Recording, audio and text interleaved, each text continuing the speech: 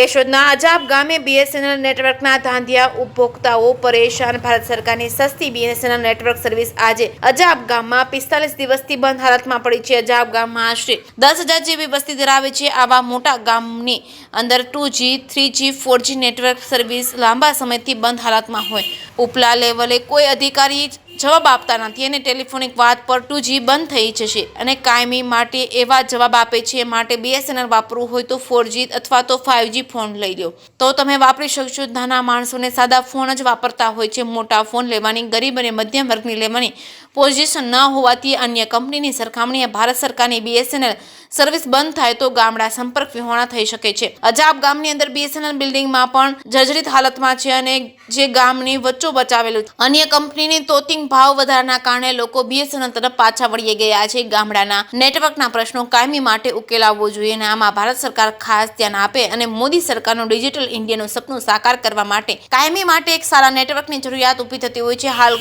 કોઈ એક નેટવર્કની સુવિધા છે નહીં તો ગ્રામ પંચાયત અને અન્ય સ્કૂલો, બેંકો વગેરે જેવી સંસ્થાઓમાં નેટવર્કનો વધારે પ્રમાણમાં પ્રોબ્લેમ આવે તો વહેલામાં વહેલી તકે અજાબ ગામની રજૂઆત સાંભળી તાત્કાલિક ધોરણે નેટવર્કનો પ્રશ્ન કાયમી માટે નિરાકરણ આવશે તેવી ગામવાસીઓ એ આશા સેવી રહ્યા છે। જે કેસની ગુજરાતી સાથે રાજુ પંડ્યા, કેશોદ।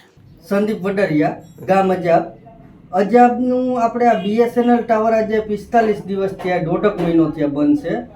અધિકારીઓને કોઈને કહીએ તો કંઈ જવાબ દેતા નથી અને અત્યારના આધુનિક યુગમાં મોદી સરકાર જે ડિજિટલાઇઝેશન કરવા માગે પણ ગામડાની પરિસ્થિતિ એવી છે કે પૂરતું નેટવર્ક જ નથી।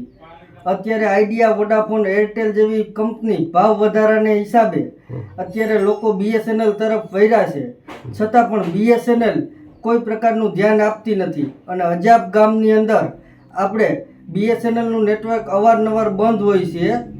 ગ્રાહક સુરક્ષામાં ફરિયાદ કરીએ તો પણ કોઈ જવાબ આપતા નથી।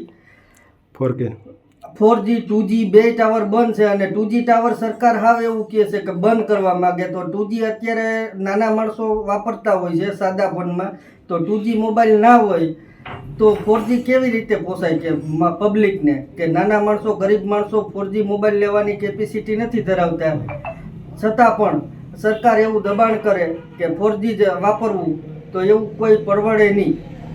આ અમારી નોંધ સરકાર શ્રી પાસે પહોંચે એવી નમ્ર અપીલ।